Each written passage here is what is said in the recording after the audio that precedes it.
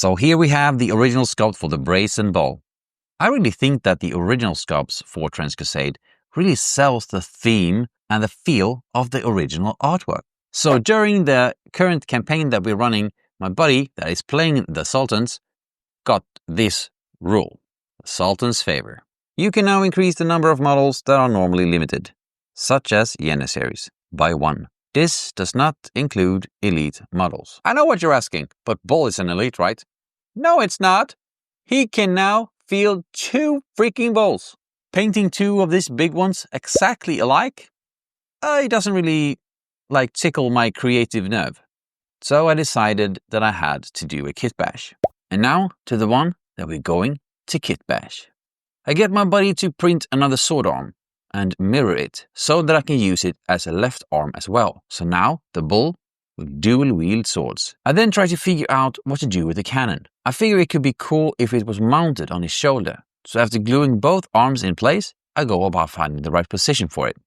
I twist and turn, as you see, but I can't find a spot that I deem fitting because of that blade underneath. And I mean, the blade doesn't really make sense if it isn't on his arm.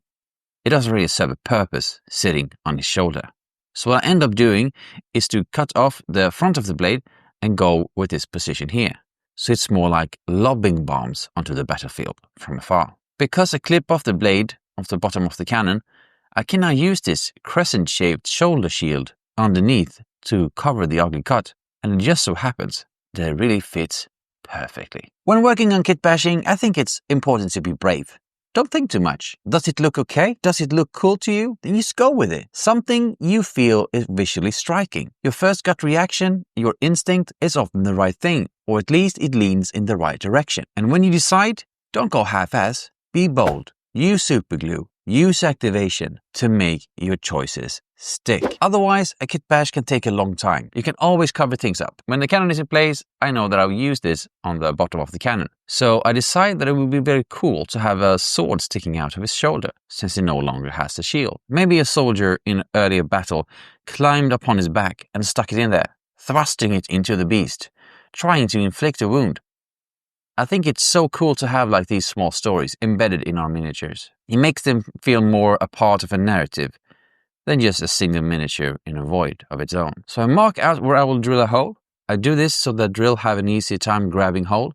And when the hole is drilled, I just glue it in place. This will be another awesome detail to paint, because then I will have more options in playing with the skin, having it maybe be infected or something, or just bloodied. I play around with the smokestacks that I have planned for the bomb going out of the cannon, just to see that everything fits now that I've cut the blade off. And it looks just about right, but we'll get to that later. I dig in my bits box to find some mechanical looking bits.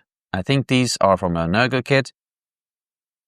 I glue on a little bead to just make it fit better.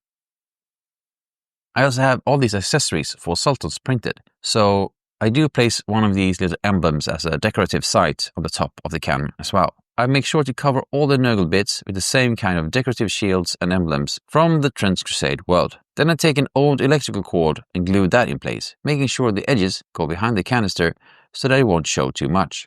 And then I just bend that and connect it with the parts that I have connected to the cannon, making it feel more like it has a purpose.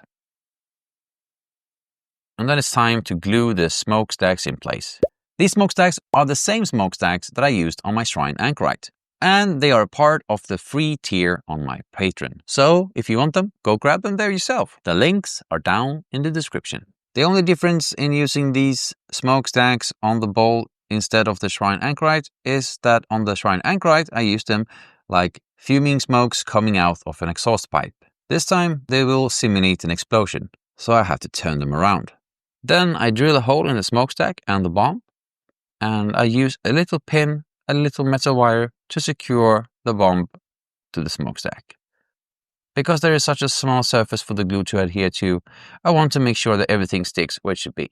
And that's it for this little modification. I now have 2 bulls that my buddy could field on the table. That doesn't look the same. And now I just have to paint them.